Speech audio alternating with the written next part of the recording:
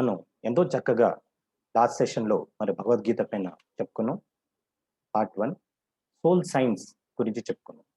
దాని ముఖ్య అంశాలు మనం మళ్ళీ ఒక్కసారి రివ్యూ చేసుకుంటూ మనం ముందుకెళ్దాం. సో, లాస్ట్ వీక్‌లో మనం సోల్ సైన్స్ గురించి ఏమన్నా చెప్పుకున్నామో, ఇప్పుడు మనం ఇంకొకసారి చెప్పుకుందాం. సోల్ సైన్స్ అంటే మన భగవద్గీతలో మరి శ్రీకృష్ణుడు వారు ఏమని చెప్పారంటే మరి శరీరం తర్వాత ఆత్మ ఈ 2 గురించి మరి ఎంతో చక్కగా చెప్పారు. మరి శరీరం యొక్క లక్షణాలు ఎలా ఉంటాయి? మరి ఆత్మ యొక్క లక్షణాలు ఎలా ఉంటాయి? శరీరాన్ని దేహం అంటారు. మరి ఆత్మని దేహి అంటారు. సో, ఇది భగవద్గీతలో వాడే ఒక పారలెన్స్ అన్నమాట. భగవద్గీతలో దేహాన్ని అంటే బాడీని దేహం అంటారు. అలాగే ఆత్మని దేహి అంటారనమాట. సో, ఈ దేహి అన్నది ఈ దేహంలో ఉంటుందన్నమాట. అంటే ఈ దేహి అంటే ఈ సోల్‌కి ఈ బాడీ ఒక వెసెల్ లాంటిది. దీంట్లో ఉండడానికి. సో, మరి సోల్ సైన్స్‌లో మనం లాస్ట్ క్లాస్‌లో ఏం చెప్పుకున్నాం? The soul takes birth through many life time and it has taken in the past and it will take in the future as well. మరి ఈ ఆత్మ అన్నది మరి అంటే ఈ దేహి అన్నది మరి ఎన్నో జన్మలు తీసుకోవడం జరిగింది. దీనికంటే ముందర కదా ఎన్నో జన్మలు తీసుకుంది. మరి ఇప్పుడు రాబోయిన కాలంలో కూడా మరి ఎన్నో జన్మలు తీసుకుంటుంది.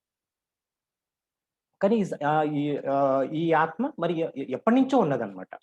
ఎప్పటినుంచో ఈ ఆత్మ కంటిన్యూ అవుతూ ఉన్నది. సో, ఇప్పుడు మనం ఉన్న శరీరం ఇప్పుడు ఇది ఒక మేల్ బాడీ అవ్వచ్చు, లేకపోతే ఫీమేల్ బాడీ అవ్వచ్చు. మరి దీంట్లో ఈ జన్మలో ఈ ఆత్మ మరి ఎన్నో జన్మలు తీసుకున్న ఆత్మ మరి ఇప్పుడు శరీరంలో ఉంటుందన్నమాట. అలాగే the change in body phase such as childhood, teenage, adulthood, old age and finally death are common. So, there is no need to worry. So, Sri Krishna వారు ఏం చెప్పారు? ఈ ఈ బాడీ ఏమైతే ఉంది, దేహం అయితే ఏమైతే ఉందో, అలాగే దీంట్లో ఎన్నో మార్పులొస్తాయి. మార్పులేంటి? పసివాడుగా ఉంటాం. దాని తర్వాత చైల్డ్‌హుడ్ వస్తుంది. అలాగే మళ్ళీ టీనేజ్, మళ్ళీ తర్వాత అడల్ట్ కింద అవుతాం. మళ్ళీ తర్వాత వృద్ధాప్యం వస్తుంది. మరి ఫైనల్‌గా డెత్ వస్తుంది. సో, ఈ రకమైన ఫేజెస్ మరి ప్రతి ఒక్క శరీరానికి మరి కామన్ ఇది. సో, దీని గురించి మరి ఎటువంటి బాధపడాల్సిన పని లేదు అని మరి శ్రీకృష్ణ వారు ఎంతో బాగా ఈ సోల్ సైన్స్ యాస్పెక్ట్‌లో చెప్పడం జరిగిందన్నమాట. సో, ఆయన చెప్పిన ఈ ఈ ఈ శ్లోకాలు ఏవైతే ఉన్నాయో దాన్ని కన్సాలిడేట్ కింద చేసి నేను సోల్ సైన్స్ కింద పెట్టడం జరిగిందన్నమాట. The soul never kills Nar it gets killed. So, ఈ ఈ ఆత్మని ఎవరు చంపలేరు. అలాగే ఈ ఆత్మ వేరే వాళ్ళని ఎవరిని చంపదు. అన్నది ఈ అంశం మరి ఎంతో చక్కగా మనం తెలుసుకున్నాం. అలాగే as we change the old cloth with new one, similarly the soul changes the old trodden body and takes new body. అంటే మనం ఎలా అయితే కనుక పాత బట్టలను వదిలేసి మనం కొత్త బట్టలు ఎలాగైతే వేసుకుంటామో, అలాగే ఈ శరీరం కూడా మరి ఈ పాత శిథిలమైన ఈ శరీరాన్ని విడిచిపెట్టేసి మరి కొత్త శరీరాన్ని ధరిస్తుందనమాట. సో, ఈ విషయం మరి శ్రీకృష్ణ వారు ఎంతో గొప్పగా సెలవిచ్చారు. అలాగే the soul cannot be cut, burned, blown or burnt away. Soul is indestructible. అంటే ఈ ఈ ఆత్మ ఏమైతే ఉందో లేకపోతే ఈ సోల్ ఆర్ దేహి ఈ 3 అన్నది కూడా ఒకటే. సో, ఈ 3 పదజాలాలు వాడడం జరిగింది. సో, ఈ దేహి ఏమైతే ఉందో లేకపోతే ఈ ఆత్మ ఏమైతే ఉందో దీన్ని ఎవరు ఏ అస్త్రాలు దీన్ని ఛేదించలేవు. అలాగే అగ్ని దీన్ని బర్న్ చేయడానికి సాధ్యం కాదు. అలాగే దీన్ని గాలి దీన్ని ఆర్పివేయడానికి సాధ్యం కాదు. సో, ఈ రకంగా మరి ఈ ఆత్మ ఇండిస్ట్రక్టబుల్ అంటే ఇమ్మోర్టల్ అని కూడా చెప్పొచ్చనమాట. ఈ శరీరం అన్నది మోర్టల్ అంటే డిస్ట్రాయ్ అయిపోయేది. మరి ఈ ఆత్మ అన్నది డిస్ట్రాయ్ కాంది అంటే ఇమ్మోర్టల్. అంటే body is mortal, soul is immortal.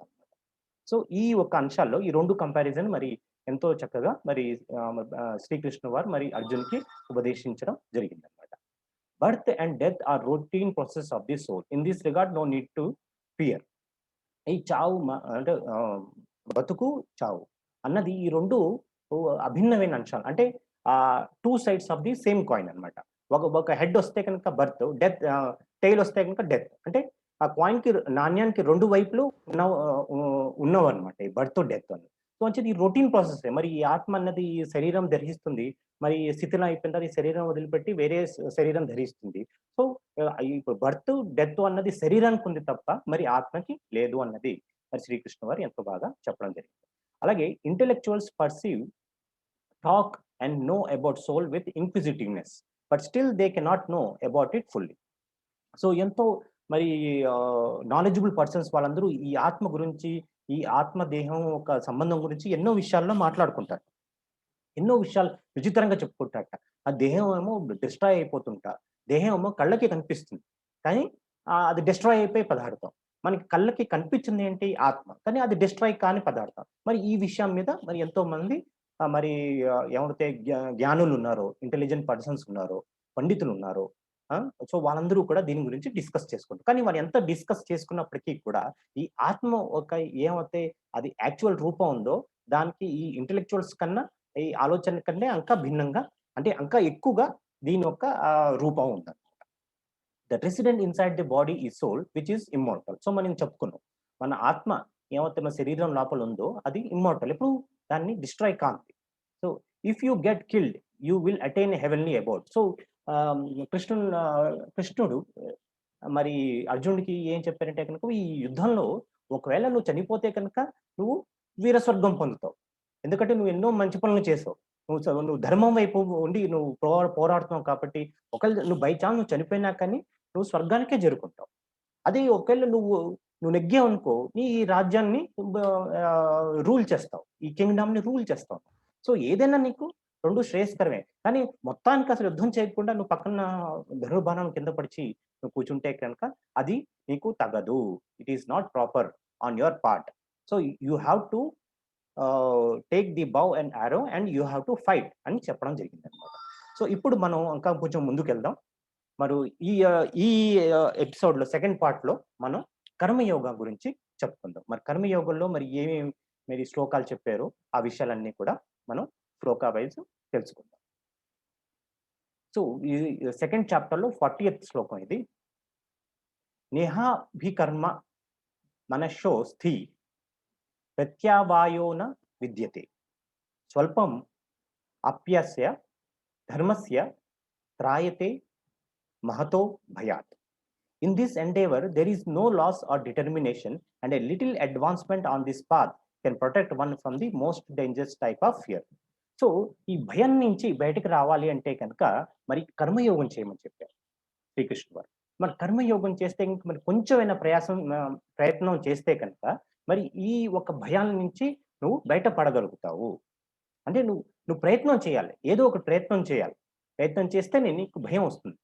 మరి అర్జునుడు మరి ఒక రకమైన ఒక భయం, ఒక రకమైన ఒక మోహంలోకెళ్ళిపోయాడు. నేనకు యుద్ధం చేయడం ఎందుకు? ఆ! నేను వీళ్ళందరిని చంపే కంటే వీళ్ళందరూ నా వాళ్ళు అని ఒక మోహం, ఒక రకమైన మోహం ఆయన్ని కమ్మేసిందనమాట. ఆ కమ్మేసినప్పుడు అప్పుడు ఏమనుకున్నాడు? ఓహ్! అప్పుడు అంచేత ఇవన్నీ ధనుర్బాణం కింద పడిచి ఒక మూలకి రథంలో ఒక మూలెళ్లి కూర్చున్నాడు. అప్పుడు శ్రీకృష్ణ వారు మరి ఇవన్నీ ఆయనకి చెప్పడం జరిగింది. సో, ఆయన ఏం చెప్తున్నాడంటే కనుక ఈ కర్మయోగం గురించి ఇక్కడ చెప్పడం జరిగింది. కర్మయోగంలో ఏంటంటే నువ్వు ప్రాక్టీస్ చేయాలి. కర్మయోగంలో మరి దాంట్లో ఏంటంటే నువ్వు కర్మ చేయాలి. ఫలితం గురించి ఆలోచించకుండా. సో, ఇప్పుడు రాబోయే ఈ శ్లోకాల్లో కూడా ఆ ఒక శ్లోకం కూడా వస్తుంది. నువ్వు కర్మను చెయి. దాని గురించి ఫలితం గురించి ఆలోచించకు.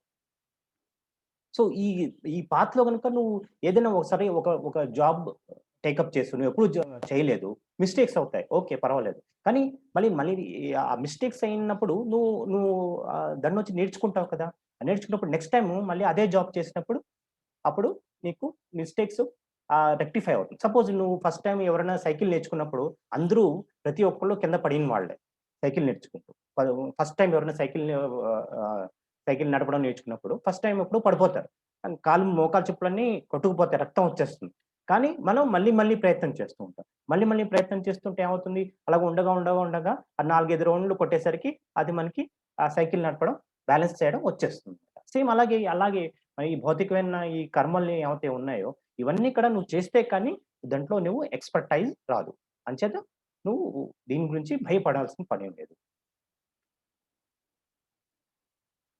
వ్యవసాయాత్మిక బుద్ధిర్ ఏకేహ కురు నందన. బహు శాఖాః కెన కెనతాశ్చ బుద్ధయో వ్యవసాయినాం. Those who are in the path with clear, stable, and firm mind, their aim is one, to get connected with self in meditation. O beloved child of Kurus, the unclear and unstable mind has many facets of favouring over the materialistic object.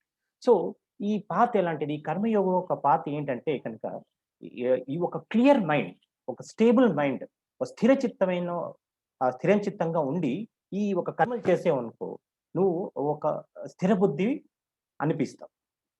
ఎందుకంటే మనం ఈ path of మెడిటేషన్‌లో ఎప్పుడైతే ఉంటామో, మనం ఏంటంటే regular practice చేస్తుంటే కనుక దాంట్లో మనకి పర్ఫెక్షన్ వస్తుంది. ఆ పర్ఫెక్షన్ వచ్చినప్పుడే మనం మరి ఆ ఒక నాలెడ్జ్‌ని గెయిన్ చేయగలుగుతాం. మరి ధ్యానంలో ఎంతో అద్భుతమైన జ్ఞానాన్ని మనం పొందగలుగుతాం. సో ఎప్పుడైతే మనం ఆహ్, ఆహ్, ఆ జ్ఞానాన్ని పొందగలుగుతామో, మనం ఒక ఇల్యూషన్స్ కానీ, డెల్యూషన్స్ కానీ మొత్తం కంప్లీట్‌గా క్లియర్ అయిపోతాయి. కానీ దాని గురించి మనం కర్మ చేయాలి. మరి మన బ్రహ్మశ్రీ సుభాష్ జీ చెప్పినట్టు మినిమమ్ ఎంత వయసుందో అన్ని నిమిషాలు నువ్వు ధ్యానంలో కూర్చోవాలి. దానికి కర్మ చేయడమే కదా! మరి దానికి ఒక స్థిరమైన పోస్చర్‌లో కూర్చోవాలి. కనీసం ఒక అరగంటైనా లేకపోతే నీకు సపోజ్ మీకు 30 ఇయర్స్ ఉన్నాయనుకో 30 మినిట్స్ పాటు నువ్వు మెడిటేషన్ చేయాలి మినిమమ్. ఇంకా ఎక్కువ చేస్తే మంచిదే. కానీ మినిమమ్ 30 నిమిషాల పాటు మినిమమ్ చేయాలి. మరి దానికోసం ఏం కావాలి? నువ్వు కర్మ చేయాలి. కర్మ చేయాలంటే నువ్వు యాక్షన్ చేయాలి. నువ్వు ధ్యానంలో కూర్చోవాలి. ఆ! స్థిర సుఖాసనంలో కూర్చోవాలి. చేతులు 2 కట్టేసుకోవాలి. కళ్ళు మూసుకోవాలి. శ్వాసను గమనిస్తూ ఆ ధ్యానంలో కూర్చోవాలి. మరి అది చేస్తేనే కానీ నీకు ఆ జ్ఞానం అన్నది రాదు. మరి ఆ ఎక్స్‌పీరియన్స్ అన్నది రాదు. సో, అంచేత ఈ పాత్‌లో ఏంటంటే దానికి స్థిరమైన చిత్తం ఉండాలి. ఒకరోజు కూర్చొని 10 రోజులు మానేసి మళ్ళీ 12వ రోజు మళ్ళీ మీరు ధ్యానం చేయడం మొదలుపెడితే ఆ గ్యాప్ వచ్చేస్తుంది. అంచేత ఏమైతే పని చేయదలుచుకున్నావో దానిపైన స్థిర చిత్తం ఉండాలి. ఒక స్ట్రాంగ్ డిటర్మినేషన్ ఉండాలి. అంతే తప్ప ఇంబాలెన్స్‌గా ఉన్నప్పుడు స్థిర చిత్తం లేనప్పుడు మరి నువ్వు చేసే పనులన్నీ కూడా అలాగే ఉంటాయి. మరి ఎంతో ఆహ్, ఆహ్, మరి వేరే రకమైన మరి ఒక నెగటివిటీకి దారితీస్తాయన్నమాట. ఎప్పుడైతే నీకు స్థిర చిత్తం లేదో. నువ్వు డ్రైవ్ చేస్తున్నావు కారు, నువ్వేదో ఆలోచించుకుంటూ డ్రైవ్ చేస్తే ఏమవుతుంది? వేరే వాడికి యాక్సిడెంట్ జరుగుతుంది. ఆ ఎదుర్కొన్న వాడిని నువ్వు గుద్దేస్తావు. నీకు కూడా దెబ్బలు తగులుతాయి. ప్లస్ కారు కూడా డ్యామేజ్ అయిపోతుంది. సో, ఈ రకంగా జరుగుతుందన్నమాట. సో, ఏ పని చేసినా కానీ you be determined to do that job. So, ఇది ఎంతో అద్భుతంగా చెప్పడం జరిగిందన్నమాట. త్రైగుణ్య విషయ వేద నిస్త్రయ గుణ భవార్జున నిర్ద్వందో నిత్యసత్వో నిర్యోగక్షేమ ఆత్మవాన్. సో, రెండో చాప్టర్‌లో 45వ శ్లోకం చెప్పారు. The Vedas deal mainly with the subject of 3 modes of material nature. అంటే 3 తత్వాల గురించి చెప్పడం జరిగింది. అంటే తమోగుణం, రజోగుణం, సత్వగుణం. O Arjuna become transcendental to all 3 modes. Be free from all dualities and from all anxieties for for gain and safety and be established in the self. So, ఈ 3 గుణాతీతులు కమ్మని చెప్తున్నారు శ్రీకృష్ణ వారు. ఒకటే విషయం. ఇక్కడేంటంటే 3 గుణాలుంటాయి. తమోగుణం, రజోగుణం, సత్వగుణం. ఈ 3 గుణాలకి అతీతంగా నిర్గుణ స్టేట్‌కి వెళ్ళమని చెప్పాడు. ఆ నిర్గుణ స్టేట్‌కి ఎలా వెళ్తారు అంటే, నువ్వు కంటిన్యూయస్‌గా మరి కర్మ చేసినప్పుడు, కంటిన్యూయస్‌గా ఆ ధ్యాన ప్రక్రియ చేసినప్పుడు, మరి ఆ కర్మయోగం, ఆ ధ్యానం చేసినప్పుడు నీకు ఈ 3 గుణాలకి అతీతుడుగా వెళ్ళగలుగుతావు. ఎప్పుడైతే ఈ ద్వంద్వాల నుంచి కూడా అప్పుడే నువ్వు బయటకు రాగలుగుతావు. మంచేంటి? చెడు ఏంటి? అని తెలుసుకోవడం. ఈ ద్వంద్వాలుంటాయి కదా మనకి. వెలుగు, చీకటి, మంచి, చెడు. ఇవన్నీ ద్వంద్వాలన్నమాట. ఈ ద్వంద్వాల నుంచి మనం బయటికి రావాలి అంటే కనుక మనం కర్మ చేయాలి. మరి ఏ కర్మ చేయాలి? మరి ధ్యానం చేయాలి. ధ్యానం చేస్తేనే మరి ఈ 3 గుణాల నుంచి మనం బయటికి వెళ్ళగలుగుతాం. సో, ఈ డ్యుయాలిటీస్ నుంచి కూడా మనం మనం బయటికి రాగలుగుతామని మరి శ్రీకృష్ణ గారు ఈ శ్లోకంలో చెప్తున్నారు. కర్మణ్యేవాధికారస్తే. మరి ఇది చాలా ఫేమస్ శ్లోకం. మరి కర్మయోగం అని అనగానే మనం ఎప్పుడు ఈ శ్లోకం గురించే చెప్పుకుంటాం. మరి భగవద్గీతలో ఈ శ్లోకం మరి ఎంతో ఫేమస్. సో, రెండో చాప్టర్‌లో 47 శ్లోకం ఇది. కర్మణ్యేవాధికారస్తే మా ఫలేషు కదాచన మా కర్మ ఫలహేతుర్భూ మతే సంగోత్వ కర్మణి. You have right to perform your prescribed duty. But you are not entitled to the fruits of action. Never consider yourself the cause of the results of your activities and never be attached to not doing your duty. అంటే నువ్వు కర్మ చేయమని చెప్తున్నావు. కానీ దాని ఫలితం పైన నువ్వు ఆశ పెట్టుకోవద్దు అని చెప్తున్నావు. ఒక స్టూడెంట్ ఉన్నాడు. మరి ఎంతో కష్టపడి చదివారు. వాడు ఖచ్చితంగా మరి మంచి ర్యాంకే వస్తుంది కదా! మరి అయ్యో! మంచిగా వస్తుందా లేదా అని మళ్ళీ టెన్షన్ పడొద్దు. ఏం జరుగుతుందో, ఏం జరగదో, ఎలా వస్తుందో నువ్వు కర్మ చేసావు. అంతవరకునే నువ్వు చూసుకో. దాని ఫలితం పైన దృష్టి పెట్టకు. సరే నాకింత పర్సెంటేజ్ రావాలి అని అనుకుని కర్మలు చేయకు. ఎందుకంటే నువ్వు అక్కడ అటాచ్డ్ అయ్యి ఉంటావు ఆ కర్మకి. అది ఒకసారి మార్క్స్ అటు ఇటు వచ్చాయనుకో, అంతే మళ్ళీ ఇంక నెక్స్ట్ కర్మ చేయడానికి నీకు ధైర్యం సరిపోదు. అందుకే నువ్వు ఏ పని చేసినా కానీ ఆ ఫలం ఆశించకుండా నువ్వు మొదలుపెట్టు. నువ్వు ఒక ధ్యానం క్లాస్ చెప్దామని అనుకున్నావు. మరి ఆహ్, నువ్వు ఒక 100 మందికి మెసేజ్‌లు పంపించావు. 100 మెంబర్స్‌కి మెసేజ్ పంపించావు. కానీ అక్కడ వచ్చింది 10 మందే. సో, నువ్వు ఏం చేయాలప్పుడు? నీ కర్మ నువ్వు చేసావు. నీ నీ యొక్క ఆ యాక్షన్ చేసావు. అదే యాక్షన్ నువ్వు అందరికీ మెసేజ్‌లు పెట్టావు. నేను ఇవాళ క్లాస్ కండక్ట్ చేస్తున్నాను రండి అనేసి. కానీ క్లాస్‌లో 10 మంది కూడా లేరు. 100 మందికి మెసేజ్ పంపిస్తే 10 మందే వచ్చారు. కానీ ఓకే. ఎ 10 మందొచ్చినా, 100 మందొచ్చినా నీ క్లాస్ నువ్వు కంటిన్యూ చేయాలన్నమాట. ఫలితం ఆశించకూడదు. నువ్వు ఫలితం చూసి అరే! నేను 100 మందికి ఇన్వైట్ పంపిస్తే నేను 10 మందే వచ్చారనుకుంటే గనక ఆ కర్మ చేయలేవు. ఆ క్లాస్ కండక్ట్ చేయలేవు. నీకు ఒక్కసారి విసుగొచ్చేస్తుంది. అరే! 100 మందికి రావాల్సిన 10 మందే వచ్చారే! మరి ఈ ఈ కర్మ నేను చేయగలుగునా అని నీకే డౌటొచ్చేస్తుంది. సో, అలాంటిదొద్దు. నువ్వు కర్మ చెయి. నువ్వు క్లాస్ కండక్ట్ చేద్దాం అనుకున్నావు. ఆ ఒక్కడొచ్చినాకనే నువ్వు అదే ఎనర్జీతో చెప్పు.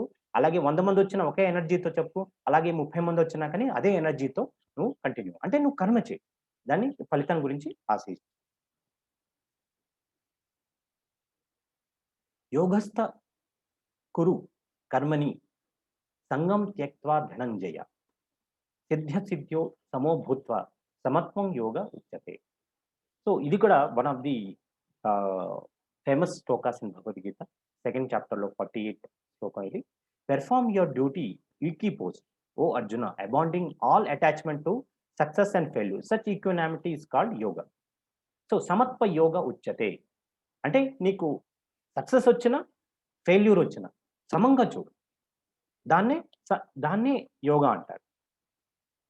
ఆ బ్యాలెన్స్ చేసుకుంటూ వెళ్ళడం దాన్నే యోగా అంటారు. ఇప్పుడు నువ్వు జాబ్ చేస్తున్నావు.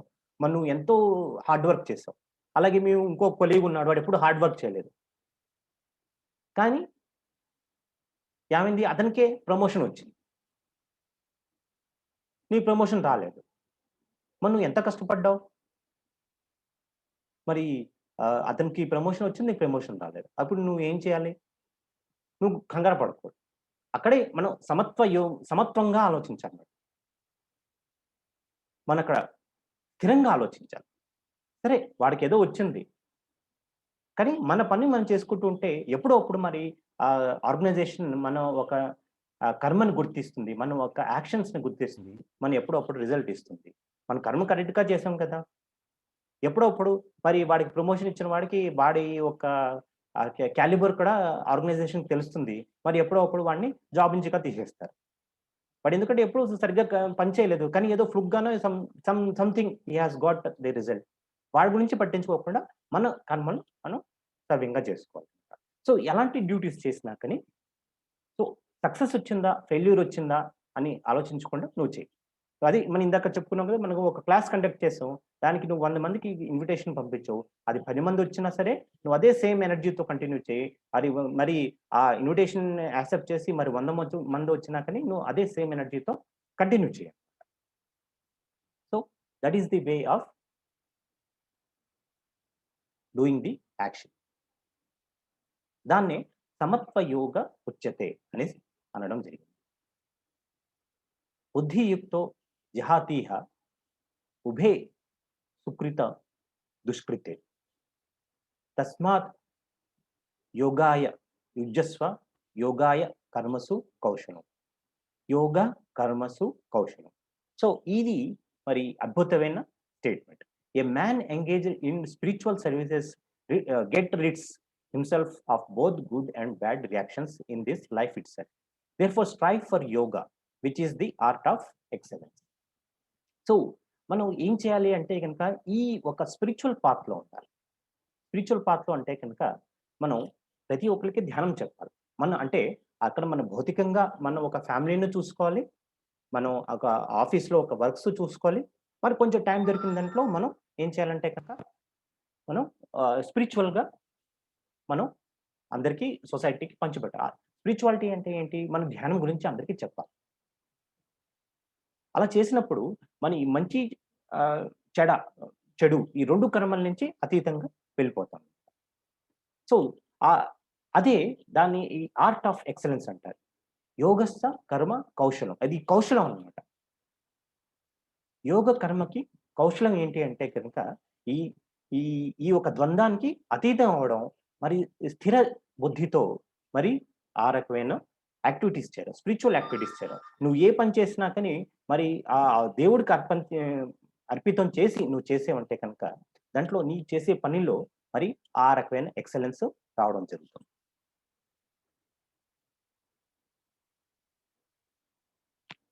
సో, యోగస్థ యోగ కర్మసు కౌశలం. సో, నీ ఒక పనిలో ఆ కౌశలం అన్నది వస్తుంది. ఎప్పుడైతే నువ్వు ధ్యానం చేస్తావో, ఎవరైతే స్పిరిచ్యువల్ పాత్‌లో ఉంటావో, నీకు అప్పుడు ఆ కౌశలం అన్నదొస్తుంది. ఆ ఎక్సలెన్స్ అన్నది రావడం జరుగుతుంది. సో, మనం ఏంటంటే మరి బ్రహ్మశ్రీ సుభాష్ పత్రిజీ గారు మరి చెప్తారు. మనకి 24 అవర్స్ ఉంటాయి. 12 అవర్స్ నువ్వు భౌతికమైన కార్యాలకి కేటాయించు. 12 అవర్స్. మిగతా 12 అవర్స్ నువ్వు స్పిరిచ్యువల్ యాక్టివిటీస్‌కి కేటాయించు. అదే కొంతమంది వేరే స్పిరిచ్యువల్ స్పీకర్స్ ఉంటారు. వాళ్ళేమంటారంటే గనక ఆహ్, 3 8 కింద 24 అవర్స్‌ని కేటాయించాలి. మన 8 అవర్స్ పడుకోవడానికి, 8 అవర్స్ ఫ్యామిలీ వర్క్ ఇది. మిగతా 8 అవర్స్ స్పిరిచ్యువల్ ప్రాక్టీస్‌కి. ఇలాగ. ఈ 3 ఎయిట్స్ కింద డివైడ్ చేసుకో ఆ 24 అవర్స్. సో, ఈ రకంగా మనం డివైడ్ చేసుకోవాలన్నమాట టైమ్‌ని. మన అలాగ మన భౌతికంగాను మనం ఆ ఒక యాక్టివిటీస్‌ని మనం బ్యాలెన్స్ చేసుకోవాలి. తర్వాత మనం ఆధ్యాత్మికంగా కూడా ఎదగాలి. సో, దాన్ని బ్యాలెన్స్ చేసుకోవడమే అది యోగా అనిపిస్తుందన్నమాట. నువ్వు అలాంటి బ్యాలెన్స్ చేసుకొని వెళ్ళగలుగుతున్నావంటే నువ్వు ఒక గొప్ప కర్మయోగి. కర్మజం బుద్ధియుక్త్వా హి ఫలం త్యక్త్వా మనీషిణ జన్మబంధ వినిర్ముక్తః పదం గచ్చంత గచ్చంత్యాన్మయం. By thus engaging in a spiritual service to the Lord, great sages or devotees free themselves from the results of work in the materialistic world. In this way, they become free from the cycle of birth and death and attain the state beyond all miseries by going back to Godhood. So ఇలాంటి ఒకవేళ నువ్వు services చేస్తూ ఉంటే కనుక నువ్వు స్థిర చిత్తరువై ధ్యానం చేసి మరి ఎన్నో స్పిరిచువల్ ప్రాక్టీసెస్ నువ్వు చేస్తుంటే నువ్వు నువ్వు కర్మ చేస్తూ ఉండి దాని ఫలితాలు ఆలోచించకుండా ఉంటే కనుక నువ్వు ఆ ఒక ఉన్నతమైన స్థితికి చేరుకుంటావు. ఆధ్యాత్మికంలో ఉన్నతమైన స్థితికి చేరుకుంటావు. అలాగే ఈ ఈ బర్త్, డెత్ ఒక సైకిల్ నుంచి కూడా విముక్తి పొందుతావు అని మరి శ్రీకృష్ణ వారు మరి ఈ శ్లోకంలో మరి ఎంతో గొప్పగా సెలవిస్తున్నారు. మరి భజగోవిందంలో కూడా అదే చెప్పడం జరిగింది కదా! పునరపి జననం పునరపి మననం పునరపి శయనే జఠరే శయనం. మల్ మళ్ళీ మళ్ళీ జన్మ తీసుకోవడం, మరి మళ్ళీ మళ్ళీ చావడం. ఎందుకు? అంటే మనక్కడ కర్మలు సరిగ్గా చేయట్లేదన్నమాట. మన ఆధ్యాత్మికత గురించి జ్ఞానం లేదన్నమాట. అది ఆధ్యాత్మికత ప్రాక్టీస్ చేయలేదు. మెడిటేషన్ గురించి తెలుసుకోలేదు. మనం తెలుసుకున్నప్పుడు వేరే వాళ్ళకేం చెప్తాం? అంచేతే మనం ఉన్నంత కాలం ఇక్కడ మరి ఈ వరల్డ్‌లీ ఈ యాక్టివిటీస్‌లోనే నిమిత్తం అయిపోయి ఉన్నాం. ఒక బిజినెస్ మ్యాన్ ఉన్నాడు. వాడు బతికున్నంత కాలం డబ్బు, డబ్బు, డబ్బు అంటూనే ఉంటున్నాడు. మరి చనిపోయిన తర్వాత కూడా వాడికి ఆ మోక్షం అన్నది పొందదు. వాడంతా చనిపోయిన తర్వాత కూడా వాడి ఆత్మ ఈ ప్రాపర్టీ చుట్టూనే తిరుగుతూ ఉంటాడు. అరే! ఇది నా ప్రాపర్టీ ఎవరు తీసుకోకుండా ఉండాలి అని. వాడికి మోక్షం అన్నది వెళ్ళదు. వాడి పై లోకాలకెళ్ళి మరి ఇంకో జన్మ తీసుకోవాలంటే ఆ పై లోకాలకెళ్ళి నేను చనిపోయాను అనే విషయాన్ని అర్థం చేసుకొని మరి పై లోకాలకెళ్తేనే అక్కడ మళ్ళీ ఇంకో బాడీ దొరుకుతుంది. అక్కడ అనలైజ్ చేస్తారు అతను. అనలైజ్ చేసుకొని అరే! ఈ జన్మలో నేను కేవలం డబ్బు, డబ్బు గురించే వెళ్ళాను. ఎవరి గురించి పట్టించుకోలేదు. నా ఫ్యామిలీని పట్టించుకోలేదు. ఆ! వాళ్ళ మంచి చెడ్డ ఏమి ఆలోచించలేదు. ఈ సొసైటీ గురించి ఆలోచించలేదు. నా గురించి నేను ఆలోచించలేదు. ఆ! నేను శరీరం కాదు, ఈ ఆత్మ అనే సంగతి తెలుసుకోలేదు అంచేత అప్పుడు ఎప్పుడైతే ఆ ఆత్మ పైలోకాలకెళ్తుందో, అప్పుడు ఈ అనలైజ్ చేసుకుంటుందన్నమాట. ఇప్పటిదాకా జరిగిన మూవీ ఎలా అయితే చూస్తుందో మనం చూస్తాం. మనం ఏదైనా ఒక సీరియల్ చూస్తే గనుక లాస్ట్ ఎపిసోడ్ వాడు చూపిస్తారు కదా! కొంచెం ముక్కలో. అలాగే మన ఈ ఈ ఆత్మ ఎప్పుడైతే ఉన్నత లోకానికెళ్తుందో, పైలోకాలకెళ్తుందో అక్కడ చూసుకుంటమాట. ఇప్పుడే కంప్లీట్ అయ్యి వచ్చిన ఈ జన్మ ఎలా ఉంది? దాంట్లో ఏమేమి మిస్టేక్స్ చేశాం? నేను కేవలం డబ్బు కోసమే నేను జీవించానా? వేరే వాళ్ళకి ఇతరులని హెల్ప్ చేయడం కోసం జీవించలేదా? అయితే ఓకే. అయితే మళ్ళీ నేను ఇంకో జన్మ తీసుకుంటా. ఈ జన్మలో నేను మంచిగా ఉండడానికి ప్రయత్నిస్తాను. ఆత్మ జ్ఞానాన్ని పొందడానికి ప్రయత్నం చేస్తాను. అని మళ్ళీ ఇంకో శరీరం తీసుకొని మళ్ళీ ఆ దేహి మరి దేహంలో ఇంకో దేహంలో వస్తుందన్నమాట. సో, అంచేత మనం ఈ జనన, మరణ ఈ ఒక చక్రాన్ని నుంచి బయటపడాలంటే మనం కర్మని చేయాలన్నమాట. యోగస్థ ఒక కౌశలమైన ఆ కర్మని మనం చేయగలుగుతాం.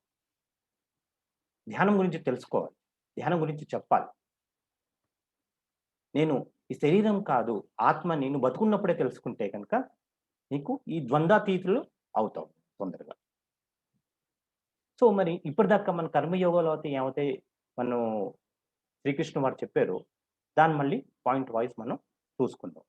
So, there is no loss in this path of spirituality. A little practice and advancement in this path can make you fear free. So, ఈ ఆధ్యాత్మిక ఒక మార్గం ఎలాంటిది? కొంచెం ప్రయత్నం చేస్తే కనుక మనం ఈ ఈ ఈ పాత్‌లో ఇమడగలుగుతాం. కొంచెం ఎ లిటిల్ ప్రాక్టీస్, ఈ ounce of practice every day makes the man perfect. చిన్న చిన్నగా ప్రాక్టీస్ చెయి. నువ్వు ధ్యానంలో చేయలేకపోతే కనుక కొంచెం కొంచెం 10 మినిట్స్ స్టార్ట్ చేయి. 5 మినిట్స్ మెడిటేషన్, 10 మినిట్స్ మెడిటేషన్. తెలియకుండానే 20 మినిట్స్ అయిపోతుంది. 1 అవర్, 2 అవర్స్ అలా కూర్చొని ప్రాక్టీస్ చేయగలుగుతావు. ఎప్పుడైతే నువ్వు ధ్యానం చేస్తావో, అప్పుడు నీ స్థిర బుద్ధి వస్తుంది. నువ్వు స్థిరంగా ఆలోచిస్తావు. ఎలాంటి ప్రాబ్లమ్స్ వచ్చినా కానీ నువ్వు స్థిరంగా ఆలోచిస్తావు. నువ్వు స్థిరంగా మంచి, చెడు ఏంటి అన్నది అది డిఫరెన్షియేట్ చేసి చేయగలుగుతావు. ఎప్పుడైతే నువ్వు ఆత్మజ్ఞానాన్ని మరి తెలుసుకుంటావో, అప్పుడు వేరే వాళ్ళకి చెప్పడం జరుగుతుంది. ఇవన్నీ నువ్వు ఎప్పుడైతే తెలుసుకుంటావో, అప్పుడు నువ్వు రైటియస్ పాత్‌లో ఉంటావు. ఎప్పుడైతే రైటియస్ పాత్‌లో ఉంటావో, మరి నువ్వు ఎన్‌లైటన్‌మెంట్ పొందుతావు.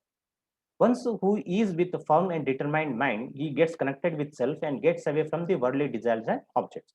ఎప్పుడైతే మనం ధ్యానంలో మనతో మనం కనెక్ట్ అవుతామో, ఈ వరల్డ్లీ డిజైర్స్ నుంచి భిన్నంగా వెళ్ళిపోతాం.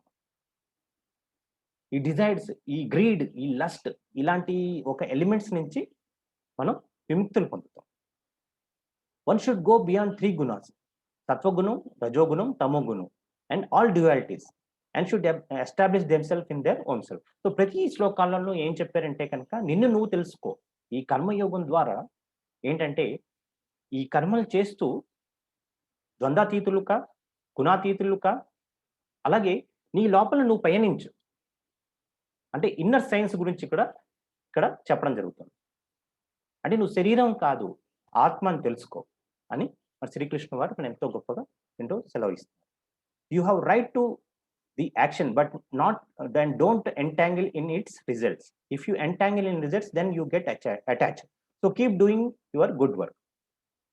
మనం చెప్పుకున్నాం కదా! మన మన మన పనులు చేసుకుంటూ వెళ్ళాలి. ఆ ఫలితం గురించి ఆశించకూడదు. నువ్వు పిరమిడ్ కన్‌స్ట్రక్షన్ చేద్దాం అనుకున్నావు. స్టార్ట్ చేసేయి. తర్వాత తర్వాత దానికి సంబంధించిన వాళ్ళందరూ వస్తారు. కొంతమంది డబ్బిస్తారు. కొంతమంది భూమి ఇస్తారు. ఎంత అవుతే గనుక అంత స్టార్ట్ చేసేసేయి. మరి కొన్ని రోజులకి అది కన్‌స్ట్రక్షన్ రెడీ అయిపోద్ది. అసలు నువ్వు కేవలం ఎప్పుడూ అనుకుంటూనే ఉంటే కనుక అది నువ్వు 10 సంవత్సరాలయినా కానీ ఆ కన్‌స్ట్రక్షన్ జరగదు. నువ్వు ఒక బుక్ రాద్దాం అనుకుంటున్నావు. ఎంతో కొంత రోజుకి ఒక పేజో, అర పేజో, 2 సెంటెన్సో, 3 సెంటెన్స్‌లు రాస్తూ ఉంటే మరి కనీసం ఒక 6 నెలలకో, ఏడాదికైనా బుక్ కంప్లీట్ చేయగలుగుతావు. కానీ నువ్వు ఎప్పుడూ ఆలోచిస్తూనే ఉంటే నేను బుక్ రాయాలి, రాయాలి, రాయాలి అనుకుంటే అది ఆలోచనలుగానే మిగిలిపోతుంది తప్ప అది యాక్షన్‌లోకి రాదన్నమాట.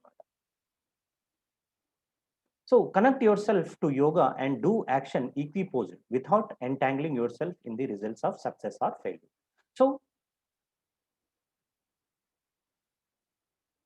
సక్సెస్ వచ్చినా, ఫెయిల్యూర్ వచ్చినా 2 సమానంగా అని అనుకుని నువ్వు వర్క్ చేయాలి. ఎప్పుడైతే నువ్వు నువ్వు ఇన్నర్‌గా కనెక్ట్ అవుతావో, అది నువ్వు స్థిర చిత్తంతో ఆలోచిస్తావు. నీకు సక్సెస్ వచ్చినా, ఫెయిల్యూర్ వచ్చినా 2 సమానంగా చూసుకుంటావు. కొన్ని పనులు చేస్తే కొంతమంది పొగుడుతారు. కొంతమంది పనులు చేస్తే కొంతమంది తిడతారు. కొంతమంది విమర్శిస్తారు. ఏం చేసినా కానీ నీకు తెలుసు. నువ్వు కరెక్ట్ అయిన వర్క్ చేస్తున్నావు. కరెక్ట్ అయిన పాత్ వెళ్తున్నావు. మరి ధ్యానం మనం మేము 15 సంవత్సరాల క్రితం మొదలుపెట్టినప్పుడు జనాలందరూ విమర్శించారు. మా ఫ్రెండ్స్ అందరూ విమర్శించారు. "ఇదేం పని చేస్తున్నావు? ఇప్పటి నుంచే సన్యాసం తీసుకుందాం అనుకుంటున్నావా?"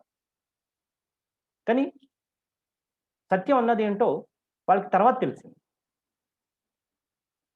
అప్పుడు నాకు 15 సంవత్సరాల క్రితమే తెలుసు నేను కరెక్ట్ పాత్‌లో ఉన్నాను. కానీ ఇప్పుడు వాళ్ళిప్పుడు 15 సంవత్సరాల తర్వాత వాళ్ళు నా దగ్గరకొచ్చి ధ్యానం అంటే ఏంటి? నువ్వు ఇంతకాలం ఏం చేసావని తెలుసుకుంటున్నారు. ఇప్పుడు వాళ్ళకర్థమైంది. సో, మనం కరెక్ట్ పాత్‌లో ఉన్నప్పుడు, అది కరెక్ట్ అని తెలిసినప్పుడు మనం వెళ్ళిపోతూ ఉండాలి. వేరే వారు విమర్శించారా? వేరే వారు పొగిడారా? లేదా? ఇవన్నీ ఏం పట్టించుకోకూడదు. 2 సమానమే. సక్సెస్ కానీ, ఫెయిల్యూర్ కానీ 2 సమానమే అని అనుకుని అంది ముందుకు సాగుతాం. So, by connecting with yoga, you will go beyond the replications of good or bad in the present birth itself. So, ఎప్పుడైతే నువ్వు ఆ ద్వంద్వాతీతులో అవుతావో, ఆ పర్ఫెక్షన్ అన్నది ఈ జన్మలోనే పొందుతావు. ఎప్పుడైతే నువ్వు ఈ శరీరం కాదు ఆత్మ అని తెలుసుకుంటావో, అప్పుడే నువ్వు పర్ఫెక్షన్ పొందినట్టు లెక్క. By following the path of yoga, you will get rid of birth and death cycle, excuse me, and you will attain the utmost spiritual bless. ఎప్పుడైతే ఈ సరైన కర్మయోగ చేసి, మరి ధ్యానం గురించి తెలుసుకొని, ఎప్పుడైతే ధ్యానం చేస్తావో, ఈ కర్మ బంధనం నుంచి విముక్తి చెందుతావు. అండ్ అట్‌మోస్ట్ స్పిరిచువల్ బ్లిస్‌కి, ఆ ఒక ఎన్‌లైటన్‌మెంట్ స్టేట్‌కి నువ్వు చేరుకుంటావు. మరి ఎన్నో జన్మలు ఈ ఆత్మ తీసుకుంది కదా భూమి పైన. ఆ తీసుకున్న తర్వాతే కదా మనం ఈ ఈరోజు మన ధ్యానం గురించి తెలుసుకుంటాం, మనం ధ్యానం చేస్తాం. అంటే ఈ జన్మలో మనం ధ్యానం చేసామంటే మరి ఎన్నో ప్రీవియస్ బర్త్స్‌లో మనం ఎంతో స్ట్రగుల్ అయ్యాం.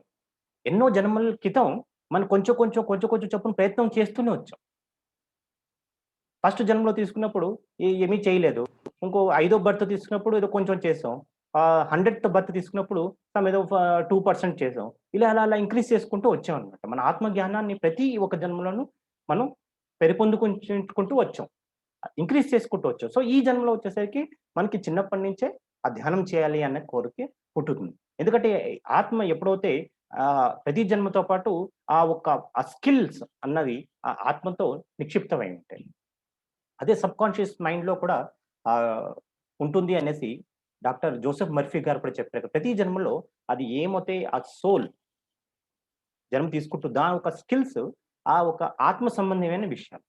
సపోజ్ నువ్వు ఈ జన్మలో ఒక వన్ ఆఫ్ ది బర్డ్స్ నువ్వు డాన్స్ బాగా చేసావనుకో, మరి ఓసారి ఈ జన్మలో వచ్చినప్పటికి కూడా ఆ డాన్స్ చూడగానే ఎవరైనా డాన్స్ స్టెప్స్ ఏస్తుంటే నీకు డాన్స్ చేయాలనిపిస్తుంది. అదే ఇప్పుడు ప్రీవియస్ బర్త్ నువ్వు సంగీతం బాగా నేర్చుకుంటే గనుక ఈ జన్మలో కూడా ఆ సంగీతం అంటే ఇంట్రెస్ట్ ఉంటుంది. చిన్నప్పటి నుంచి ఇంట్రెస్ట్ ఉంటుంది. మన చిన్న పిల్లలందరూ కూడా డాన్స్ మ్యూజిక్ చూడగానే డాన్స్ చేస్తూ ఉంటారు. అంటే సమ్ కనెక్షన్ ఉందన్నమాట. కొంతమంది చిన్నప్పటి నుంచే మరి వేదాలు చెప్పడం మొదలు పెట్టేస్తూ ఉంటారు. అంటే there is a past life connection with them. So, ఇవన్నీ కూడా జరుగుతూ ఉంటాయి. సో, మనం నెక్స్ట్ పార్ట్‌లోకెళ్దాం. ఇన్నర్ సైన్స్ గురించి మనం ఇప్పుడు చెప్పుకుందాం.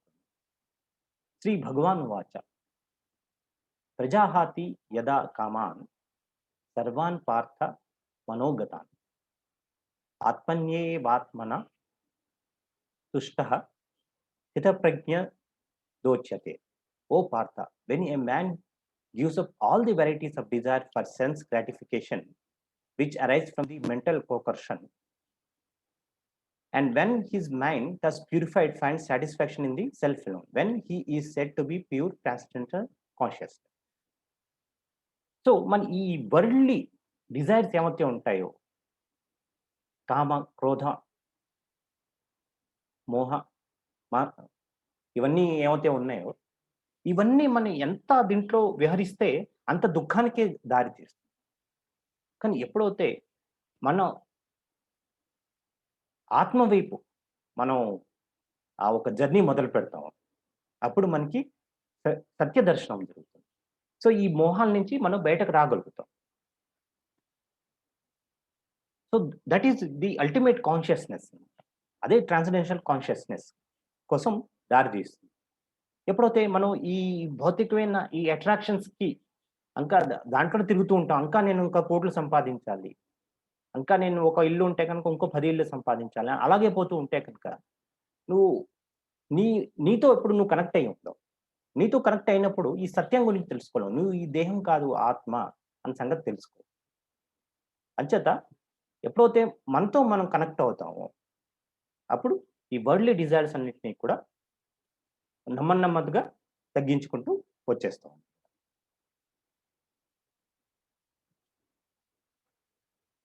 యదా సంహర్తే ఛాయం కు కూర్మో అంగన్యేవ సర్వశః ఇంద్రియాణి ఇంద్రియార్థేభ్యస్త్యస్య ప్రజ్ఞ ప్రతిష్ఠిత. One who is able to withdraw his senses from the sense objects as these tortoise draws its limbs within the shell is firmly fixed in perfect consciousness. So ఇక్కడ మనం చూస్తున్నాం కదా, ఇది కూర్మ అవతారం. సో ఈ టోర్టాయిస్ ఎలా అయితే టోర్టాయిస్ ఉంటుంది కదా, తాంబేలు. అది ఎవరన్నా చిన్న చప్పుడొస్తే దాని అంగాలన్నిటిని ఆ ఒక షెల్ లోపల పెట్టేసుకుంటుంది. అలాగే మనం కూడా ఈ బాహ్య ప్రపంచానికి సంబంధించిన ఆ విషయ వాసనలన్నిటి నుంచి మనం లోపలి వైపు ఎప్పుడైతే పయనిస్తామో, అప్పుడు మన సత్యాన్ని తెలుసుకుంటాం అన్నది దీంట్లో చెప్పడం జరిగింది. అంటే ప్రతి ఈ ఒక శ్లోకంలో ఒకటే ఉద్దేశపూర్వకంగా చెప్పడం జరుగుతుంది. అంటే నువ్వు ధ్యానివి కా, నువ్వు యోగివి కా, అంతర్ప్రయాణం చేయి, ఇన్నర్ జర్నీ చేయి, నిన్ను నువ్వు తెలుసుకో, నువ్వు ఈ శరీరం కాదు ఆత్మని తెలుసుకో అని మళ్ళీ మళ్ళీ ఆ ఒక భావార్థం వచ్చేలాగా ఈ శ్లోకాలన్నీ ఉన్నాయి. ధ్యాయతో విషయాం పుంసః సంగతేషు పజాయతే సంగాత్ సంజాయతే కామః కామాత్ క్రోధోభిజాయతే. సో మనం ఇందాక చెప్పినట్టు ఈ విషయ వాసన ఏవైతే ఉన్నాయో, while contemplating the object of the senses, a person develops attachment for them, and from such attachment lust develops, and from lust anger arises. దీంతోనే కనెక్టింగ్ ఇంకో శ్లోకం ఉంది. క్రోధాత్ భవతి సమ్మోహ సమ్మోహాత్ స్మృతి విభ్రమ స్మృతి భ్రంశాత్ బుద్ధినాశాత్ ప్రణశ్యతి. From anger complete delusion arises, and from delusion bewilderment of memory.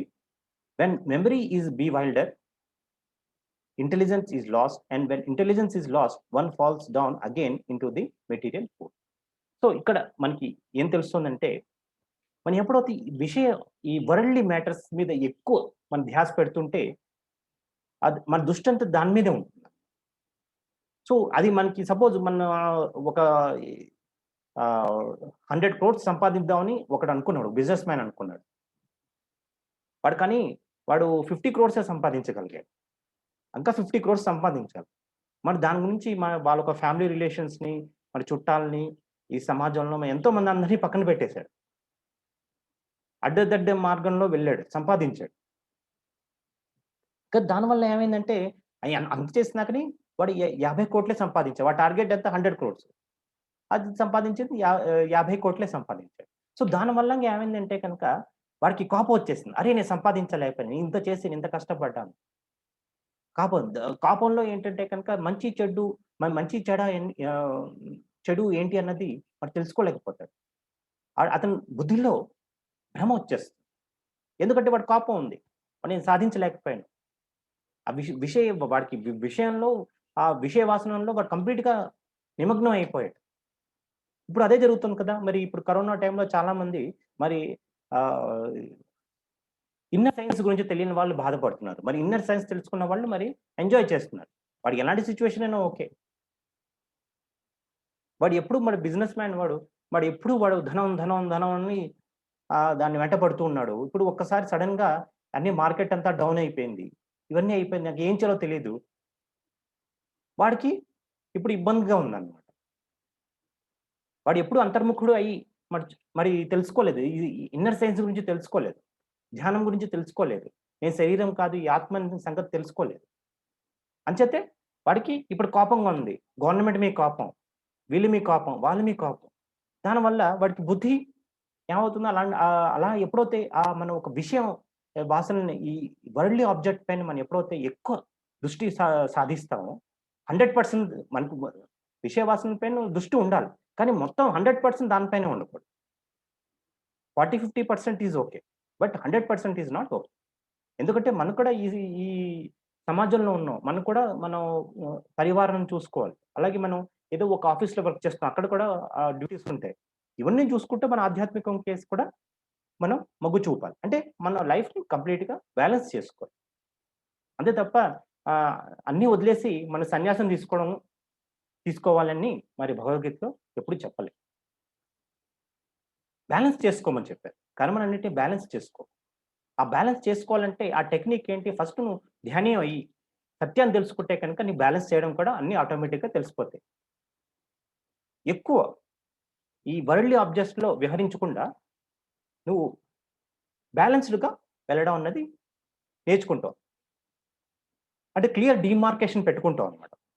ఇంతవరకునే నేను ఈ భౌతికమైన విషయాల మీద పట్టించుకోవాలి. దీని తర్వాత అవసరం లేదు. ఏదో ఒకటి ఇల్లు ఉంటే చాలు కదా! 10 ఇళ్ళు ఉండాలా? అలా అన్నమాట. సో, ఏంటి కరెక్ట్? ఏంటి ఇన్‌కరెక్ట్? అన్నది సత్యం ఏంటి? అన్నది అది క్లియర్ కట్‌గా వాడికి అర్థమవుతుంది. అంచేత ఏదైనా ఒక కష్టం వచ్చినప్పుడైనా సరే ఆత్మజ్ఞానం ఉన్నవాడు ఇమ్మీడియేట్‌గా రియాక్ట్ కాడు. ఓకే. వేరే మార్గం ఉంటుంది. 10 ద్వారాలున్నాయి. 9 ద్వారాలు మూసుకుపోయాయి. అంటే ఏదో ఒక ద్వారం తెరిచి ఉంది కదా! ఆహ్, ఆ ఒక మార్గం చూద్దాం. సరే ఏదో ఒక రకమైన బిజినెస్ ఏదో ప్రాబ్లమ్‌లో వచ్చేసింది. సరే వేరే బిజినెస్ మొదలు పెడదాం. బట్టల వ్యాపారంలో లాసొచ్చేసింది. సరే ఇంకోటేదో స్టీల్ వ్యాపారం ఏదో మొదలు పెడదాం. ఆ ధైర్యం వస్తుంది. ఒక ఉద్యోగం పోయిందా? సరే ఇంకో ఉద్యోగం చూసుకుందాం. అలాగా. ఆ ఒక ధైర్యం వస్తుందన్నమాట. ఎప్పుడు నువ్వు స్థిర బుద్ధి ఉన్నప్పుడే అలాంటి ఆలోచనలొస్తాయి. ఆ బుద్ధి లేనప్పుడు రాదు. నువ్వు ఆత్మజ్ఞానం లేనప్పుడు మరి ఆ స్థిర బుద్ధి ఉండదు. ఆ స్థిర బుద్ధి లేనప్పుడు నువ్వు ఇంబాలెన్స్‌గా ఉంటావు. ఇంబాలెన్స్‌గా ఉంటే నీకు కోపం వచ్చేస్తుంది. ఆ కోపం వచ్చినప్పుడు నీ బుద్ధి ఆహ్, భ్రష్టు పట్టిపోతుంది. నువ్వు అనుకున్న పాత్ నుంచి డీవియేట్ అయిపోతావన్నమాట. సో, అది ఈ శ్లోకంలో చెప్పడం జరిగింది. యానిష సర్వభూతానాం తస్యాం జాగ్రతి సంయమి. యస్యాం జాగ్రతి భూతాని నిశా పశ్యతో మునే. సో, ఈ రెండో అధ్యాయంలో 69th శ్లోకం. What is night for all beings is the time of awakening for the self control and the time of awakening for all beings is the night for the introspective sage. So, ఇది యోగి గురించి మరి చెప్పడం జరిగింది. ఒక ధ్యాన యోగి గురించి చెప్పడం జరిగింది. ఏ టైం అవుతే మరి ఈ ఈ భౌతికమైన ఆలోచించే వాళ్ళకుంటుందో, రాత్రి కాలం ఉంటుందో, అది ఒక యోగికి పొగలు. మరి భౌతికవానికి పొగలైనప్పుడు ఇతనికి యోగికి రాత్రి కాలం. అంటే ఏంటి? మరి ఒక మెడిటేషన్ చేసేవాడు మరి చాలామంది పొద్దున్నే 3కి లేస్తాడు. 3-7 ఎర్లీ మార్నింగ్ మెడిటేషన్ చేసుకో. మరి ఎంత చక్కగా ఉంటుంది. ఆ టైంలో మీరు అది బ్రహ్మ ముహూర్తం అంటారు. మరి ఎంతమంది మాస్టర్స్ ఉన్నారు నాకు తెలిసిన వాళ్ళు. వాళ్ళు నైట్ మెడిటేషన్ చేస్తారు. నైట్ 10 టు నెక్స్ట్ మార్నింగ్ 7 దాకా రాత్రి వాళ్ళు పడుకోకుండా మెడిటేషన్ చేస్తారు. సో, ఒక అప్పుడు అంటే ఏంటి ఇప్పుడు ఈ యోగికి మరి మరి ఆహ్, ఈ భౌతికమైన ఆలోచనలు ఉన్నవాళ్ళు ఈ మెటీరియలిస్టిక్ ఆలోచనలు ఉన్న వాళ్ళందరూ పడుకొనుంటారు ఆ టైంకి. రాత్రి 10 కంటే. కానీ అలాంటి టైంలో ఒక యోగి మెలకువగా ఉంటాడు. ఏంటి? ధ్యానంలో ఉంటాడు. ధ్యానంలో ఉండి ఆ టైం అంతా కూడా చక్కగా యుటిలైజ్ చేసుకుంటాడు. మరి పొద్దున్న 7 అయిపోయిన వెంటనే మరి అందరూ లేచిపోతారు. బంధువులు లేచిపోతే కనుక ఆ వైబ్రేషన్‌లో కూడా మీకు చేంజెస్ వచ్చేస్తాయి. వచ్చేసినప్పుడు సరే అప్పుడు ఇతనికి అది రాత్రి కాలం కింద లెక్క అన్నమాట ఒక యోగికి. అంటే భౌతికమైన జనాలు ఉన్నప్పుడు రాత్రి వాళ్ళు పడుకున్నప్పుడు ఇతను మెలకువగా ఉండి ధ్యానం చేసుకుంటాడు. మరి మిగతా వాళ్ళేమో పొద్దున్న లేచిపోయేసరికి అది ఈ యోగికి రాత్రి కాలం. అంటే అది పనికిరాని సమయం అన్నమాట. సో, అతను అప్పుడు మామూలుగా అప్పుడు భౌతికమైన కార్యక్రమాలనేది చేసుకుంటాడు.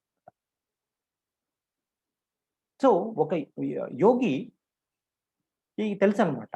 ఎలాంటి సమయంలో మనం ధ్యానం చేసుకుంటే మంచిదో ఆ విషయం మరి అతనికి తెలిసి ఉంటుంది. మన any time is good time for meditation. కానీ మీరు బాగా అనలైజ్ చేసినప్పుడు చూస్తే కనుక మరి ఎర్లీ మార్నింగ్ ఎప్పుడైతే 2:00 నుంచి మరి 5, 6 వరకు ఆ టైం చాలా ప్యూర్‌గా ఉంటుంది. ఆ టైంలో మీరు ఎప్పుడైనా మెడిటేషన్ చేసుంటే గనుక మీకు ఆ టైం ఒక వాల్యూ తెలుస్తుంది. అసలు మీరు మెడిటేషన్‌లో కూర్చుంటే ఆ 10 నిమిషాల్లో అయిందేమో అనేసి అనుకుంటారు. తీరా చూస్తే గంటలు గంటలు అయిపోతాయి. అంటే ఎందుకు అంత అలాంటి ఫీలింగ్ ఉంది అంటే అది చాలా ప్యూర్‌గా ఉంటుంది. ఈ భౌతికమైన ఆలోచనలు ఉన్న వాళ్ళందరూ పడుకొని ఉంటారు. సో, ఎప్పుడైతే వాళ్ళు పడుకుంటారు కాబట్టి, వాళ్ళొక ఆలోచనలుండవు. ఎప్పుడైతే వీళ్ళు లేస్తారో, లేవగానే పేపర్ చూస్తారు. పేపర్ చూడగానే దాంట్లో అన్ని ఆహ్, ఏదో ఇంతమంది చనిపోయారు, లేతే గవర్నమెంట్ ఇలా మోసం చేసేసింది, ఇవన్నీ చదువుతారు. అరే! ఇవి గవర్నమెంట్ ఎప్పుడు ఇంతే, ఈ మనుషులందరూ ఇంతే, అందరూ ఈ సమాజంలో అందరూ దొంగోళ్ళే ఉన్నారు అని ఇలా అంటే కనుక ఆ వైబ్రేషన్స్ మొత్తం అంతా అన్ని చోట్లకి వ్యాపిస్తుందన్నమాట. సో, అన్ని చోట్ల ఆ నెగెటివ్ వైబ్రేషన్స్ అన్నీ కూడా ఆ ఎన్విరాన్మెంట్‌లో కలిసిపోతాయి. సో, అంచేతే ఆహ్, ఆహ్, ఆ ఎన్విరాన్మెంట్ అంతా అక్కడ ఇంప్యూర్‌గా అయిపోతుంది. కొంతమంది మంచి ఆలోచించే వాళ్ళు ఉంటారు. కానీ చెడు ఆలోచించే వాళ్ళు ఉంటారు. సో, మిక్స్‌డ్‌గా ఉంటాయండి. సో, అంచేతే మరి బ్రహ్మర్షి సుభాష్ పత్రిజీ మరి పిరమిడ్ లాంటి ఒక ఇది ఇన్‌స్ట్రుమెంట్ మనకిచ్చారు. దాని కింద కూర్చొని మనం చేసుకుంటే మరి ఎలాంటి సమయం అయినప్పటికీ కూడా మనం కంప్లీట్‌గా ధ్యానం చేసుకోగలుగుతాం. డీప్ స్టేట్‌లోకెళ్ళి ధ్యానం చేసుకోగలుగుతాం. ఎందుకంటే అది ఎలాంటి ఆలోచన ఉన్నప్పటికీ కూడా అది దాని కింద పిరమిడ్ కింద కూర్చుంటే ఆ థాట్‌లెస్ స్టేట్‌కి తొందరగా మనం వచ్చేయడం జరుగుతుంది. సో, అంచేతే మరి పిరమిడ్ మాస్టర్‌కి మనకి సమయంతో సంబంధం లేదు. Any time is the good time for meditation. ఏష బ్రాహ్మీ స్థితి పార్థ నైనం ప్రాప్య విముహ్యతి. స్థిత్వా అంతకాలేపి బ్రహ్మ నిర్వాణముచ్యతి. That is the way of the spiritual and godly life after attaining which a man is not bewildered if one is thus situated even at the hour of death one can enter into the kingdom of god. So ఎప్పుడైతే మనం ఒక ధ్యాని కింద ఉంటామో ధ్యానం చేస్తామో లైఫ్‌ని balance చేసుకుంటూ ఉంటాము. సో మనకి డెత్ వచ్చినప్పటికి కూడా మనకి భయం అనిపించదు. ఎందుకంటే మనం మొత్తం లైఫ్ అంతా కూడా మనం చాలా బ్యాలెన్స్‌డ్‌గా వెళ్ళాం. డెత్ వచ్చిందా ఓకే. మనకు తెలుసు సత్యం తెలుసు. శరీరం వదిలేస్తాం. మళ్ళీ ఇంకో శరీరం తీసుకోవాలి. అయితే ఇంకా చాలా మంచి పనులు చేస్తే కనుక ఇదే లాస్ట్ బర్త్ అని తెలుసుకున్నాం. ఓకే. ఈ శరీరం ఫైనల్‌గా వదిలిపెట్టేసి హైయర్ వరల్డ్స్‌కి వెళ్ళిపోతాం. సో ఎప్పుడైతే మీ ఆత్మజ్ఞానం లేదో అప్పుడు డెత్ అంటే భయం. అయ్యో! కరోనా వచ్చేస్తుందేమో. నేను చనిపోతానేమో. ఎందుకు భయం? అందరూ పోవాల్సిందే కదా! ఈ ఆత్మజ్ఞానం లేనివాడు భయపడతాడు. ఆత్మజ్ఞానం ఉన్నవాడికి భయం లేదు. కరోనా రాని, లేకపోతే వేరే క్యాన్సర్ రాని, ఏదైనా రాని. I am ready for everything. So ఆ ఒక ధైర్యం వస్తుంది. ఎవరికొస్తుంది? ఎవరికైతే ఆత్మజ్ఞానం ఉంటుందో వాడికి ఆ ధైర్యం ఉంటుంది. డెత్తా? తెలుసు కదా! తెలిసిందే సత్యం కదా! ఎందుకు భయపడ్డా? జననం, మరణం అన్నది నాణ్యానికి హెడ్, టెయిల్స్ లాంటివి కదా! భయం లేదు నాకు. అది ఒక ఆత్మజ్ఞాని యొక్క దృక్పథ. ఒక థింకింగ్ ప్యాటర్న్ అలా ఉంటుంది.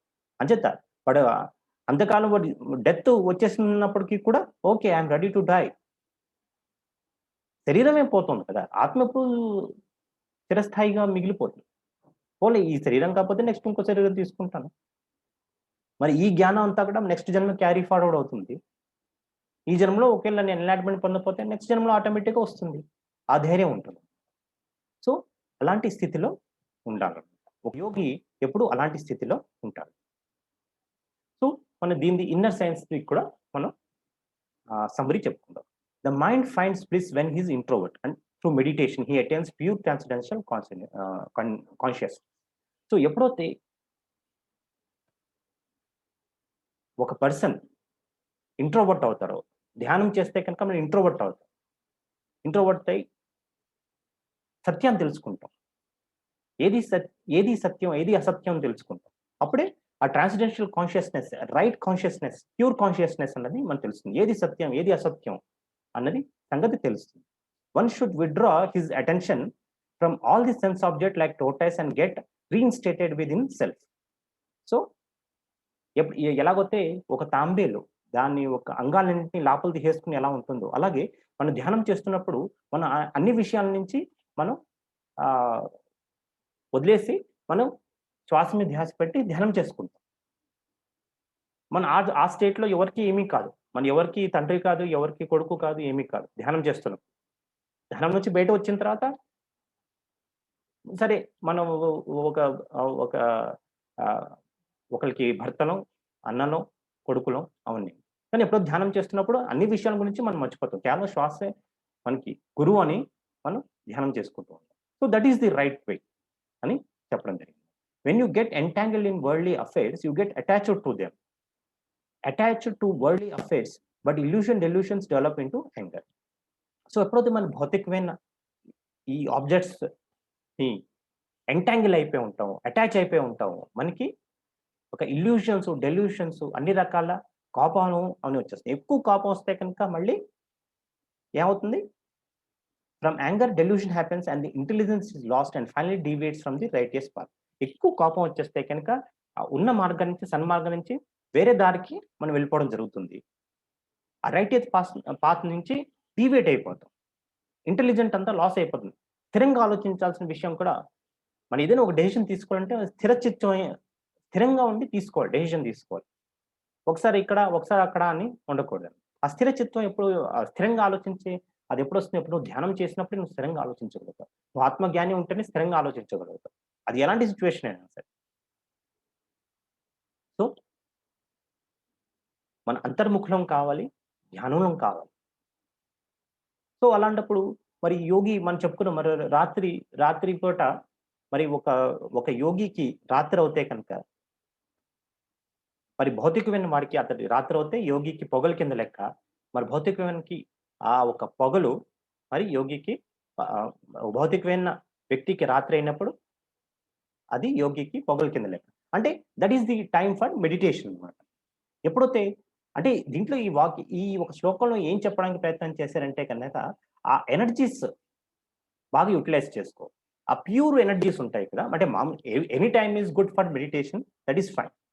కానీ కొంత పీరియడ్‌లో అంటే రాత్రి 10 గంటల నుంచి నెక్స్ట్ డే 7:00 దాకా చాలా ప్యూర్ వైబ్రేషన్స్ ఉంటాయి. మీరు అబ్జర్వ్ చేయండి. సో, ఆ టైంలో మెడిటేషన్ చేసుకుంటే ఇంకా డీప్‌గా వెళ్ళడానికి ఛాన్సెస్ ఉంటాయి. సో, అలాంటి సమయాన్ని ఒక యోగి ఎంచుకుంటాడు అన్నది చెప్పడం జరిగింది. So, one who attains the Brahmi state, they do not fall into the trap of illusion and delusion. Before death, if anyone attains this state, he becomes eligible to enter the kingdom of God. So, Kingdom of God కూడా attain అవుతాడు ఒక యోగి. ఎందుకంటే సత్యాన్ని తెలుసుకున్నాడు. మరి ఈ భౌతికమైన ఈ విషయం పట్ల ఎక్కువ ధ్యాస లేదు. ఎంత ధ్యాస ఉండాలో అంతే ధ్యాస ఉంది. అవతల పక్కవాడు ఏం చేస్తున్నాడు? వీడికి అవసరం లేదు. అవతల పక్కవాడు భార్యాభర్తలు కొట్టుకుంటున్నాడా? ఎందుకు కొట్టుకుంటున్నారు? కారణం ఏమిటి? అవన్నీ విషయాలు నాకు తెలియాలి అన్న ధ్యాస లేదనమాట. మనకి ఎంత అవసరం ఓకే. వాళ్ళేదో వాళ్ళ వ్యవహారం వాళ్ళు చక్కబెట్టుకుంటారు. ప్రతి దాంట్లోనూ నేను వేలు పెట్టక్కర్లేదు. ఎంత అవసరం ఉందో అంత. ఆ డెల్యూషన్ అన్న స్టేట్‌లో పడదనమాట. అదే బ్రాహ్మిన్ స్టేట్.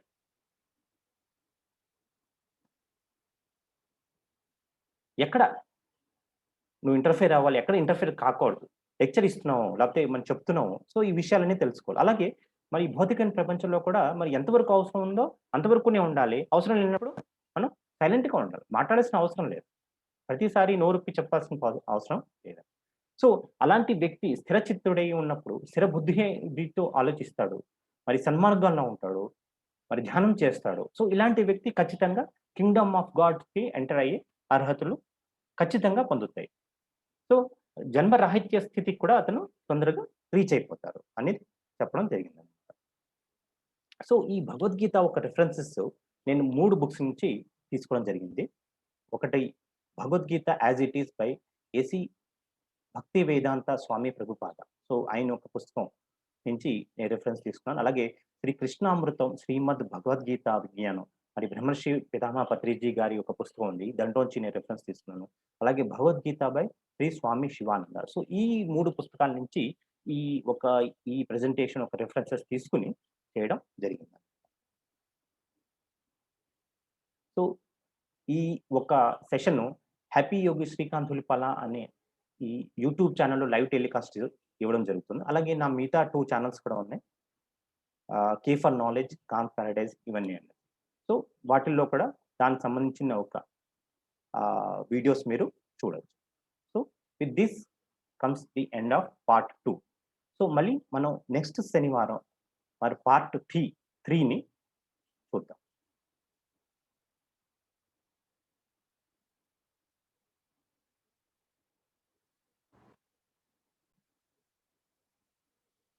సో, మాస్టర్స్ మనం మరి భగవద్గీత గురించి మరి ఎన్నో విషయాలు తెలుసుకున్నాం. మరి ఎంత మనం నేర్చుకున్నాక ఇంకా నేర్చుకోవాల్సిన విషయాలంతా ఉంటూనే ఉంటుంది. సో, మరి నెక్స్ట్ వీక్ మరి పార్ట్ 3 భగవద్గీతది మనం తెలుసుకుందాం. సో, ఇప్పుడు మనం ధ్యానం చేద్దాం. ఒక 40 మినిట్స్ పాటు ధ్యానం చేద్దాం. సో, ఇవాల్టి ఈ ధ్యానం మరి రిటైర్డ్ వింగ్ కమాండర్ అయిన కౌశిక్ గారికి మనం అర్పితం చేసుకుంటూ ధ్యానం చేద్దాం. ఎందుకంటే ఆయన కృష్ణా పిరమిడ్ స్పిరిచువల్ కేర్ సెంటర్‌కి ఒక ప్యాట్రన్ కింద ఉండేవారు. మరి ఎంతో సపోర్టివ్‌గా కూడా ఉండేవారు. సో, మనం ఈ రోజు ఒక ఈ ఒక మెడిటేషన్ ఏవైతే ఉందో మరి ఆయనకి మనం డెడికేట్ చేస్తాం.